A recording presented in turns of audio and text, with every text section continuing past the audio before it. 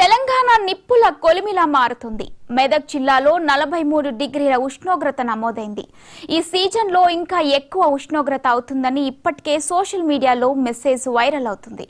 దీంతో పెరిగిన ఉష్ణోగ్రతకు ప్రజలంతా బెంబేలెత్తిపోతున్నారు. పెరుగుతున్న ఉష్ణోగ్రతలకు ఎలాంటి ప్రికాషన్స్ తీసుకోవాలి, వడదెబ్బ రాకుండా ఎలాంటి జాగ్రత్తలు తీసుకోవాలి, ప్రధానంగా చిన్నపిల్లలు, పెద్దలు ఈ వేసవిలో ఎలాంటి ప్రత్యామ్నాయాలు అనుసరించాలి వంటి అంశాలపై మరింత సమాచారం మా మెదక్ ప్రతినిధి నాగరాజు అందిస్తారు. గత వారం రోజుల నుండి ఉష్ణోగ్రత గరిష్టంగా ఎక్కువ అవడంతో ప్రజలు ఉక్కిరిబిక్కిరవుతున్నారు. దీనికి ప్రొద్దున ఉదయం 9 అయిందంటే చాలు బయటకు రావడానికి ప్రజలు బెంబేలెత్తెళ్తున్నారు. దీంతో పాటు సూర్యుడు నిప్పుల కొలిమిలుగా మారుతున్నాడు. దీంతో ఇప్పటికే ఈ ఎండ దెబ్బ వల్ల పలువురు మృత్యువాత పడినట్టు కూడా మెదక్ జిల్లా వ్యాప్తంగా తెలుస్తుంది. అసలు ఈ సన్ స్ట్రోక్ వల్ల అంటే ఎలాంటి లక్షణాలు ఉంటాయి, ఇవి రాకుండా ఎలాంటి జాగ్రత్తలు తీసుకోవాలి, ఇదే మనతో మాట్లాడడానికి ప్రముఖ వైద్య నిపుణులు డాక్టర్ భాస్కర్ గారు ఉన్నారు. అసలు ముందు జాగ్రత్తలు ఎలాంటి చర్యలు తీసుకోవాలి, ఎండలో ఎలాంటి ప్రికాషన్స్ తీసుకోవాలి తదితర అంశాలపై మనం తెలుసుకునే ప్రయత్నం చేద్దాం. సార్ చెప్పండి, ముఖ్యంగా ఇప్పుడు ఎండ వేడిని తట్టుకోకుండా చాలామంది ప్రజలు బయటకు రావాలంటే భయపడుతున్నారు. కార్మికులు కావచ్చు, కర్షకులు కావచ్చు, కొందరు ఎండలో కూడా పని చేస్తేనే వాళ్ళకు జీవనం గడిచే పరిస్థితి.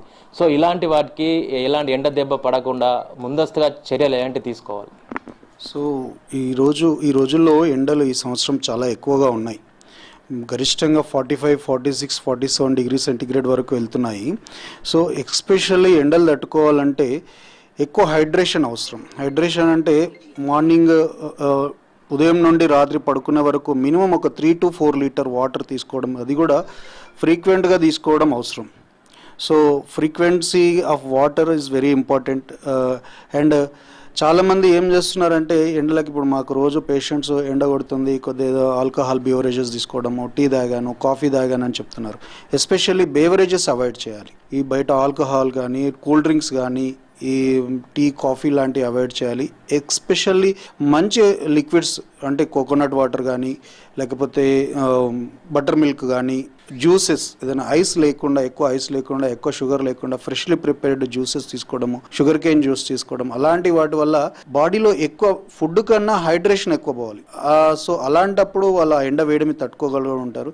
ఇంకా చెప్పాలంటే మార్నింగ్ 11 o'clock నుండి ఆఫ్టర్నూన్ 4 o'clock వరకు ఆ ఎండలో పని చేయకపోవడమే మంచిది. చాలామంది నా దగ్గరకు వచ్చే వాళ్ళకి నేను చెప్పే సలహా ఏంటంటే, ఆ 5 గంటలు ఆపేసి ఈవినింగ్ ఎక్కువ టైం వర్క్ చేసుకోండి, లేకపోతే మార్నింగ్ 9 o'clock స్టార్ట్ చేసే work morning 6 o'clock, 5 o'clock start చేసుకోండి అని చెప్తున్నాను. డైలీ ఒక 4 to 5 పీపుల్ హీట్ స్ట్రోక్ తోటి మన హాస్పిటల్కి వస్తున్నారు, అడ్మిట్ అవుతున్నారు. దాంట్లో ఇంకా కొంతమంది టైంకి రాక బీపీ డౌన్ అయిపోయి, పల్స్ డౌన్ అయిపోయి మృత్యువాత కూడా పడుతున్నారు. సో హీట్ స్ట్రోక్ ఎప్పుడూ నెగ్లెక్ట్ చేయొద్దు.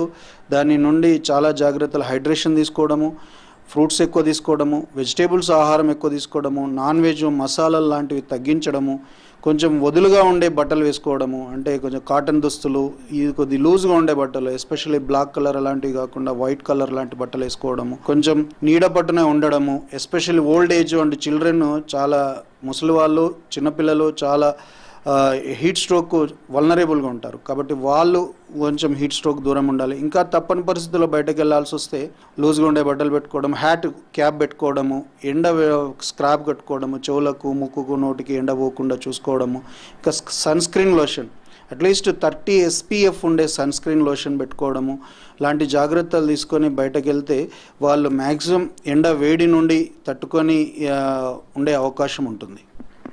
అంటే ముందుగా ఈ సన్ స్ట్రోక్ అంటే ఎలాంటి లక్షణాలు ఉంటాయి, సన్ స్ట్రోక్ వస్తానికి ఎలాంటి లక్షణాలు ఉంటాయి, ప్లస్ ఈ మధ్యకాలంలో మీరు అంటే మీ హాస్పిటల్లో ఈ కారణాలతోటి ఎవరైనా ఎంతమంది జాయిన్ అయ్యారు?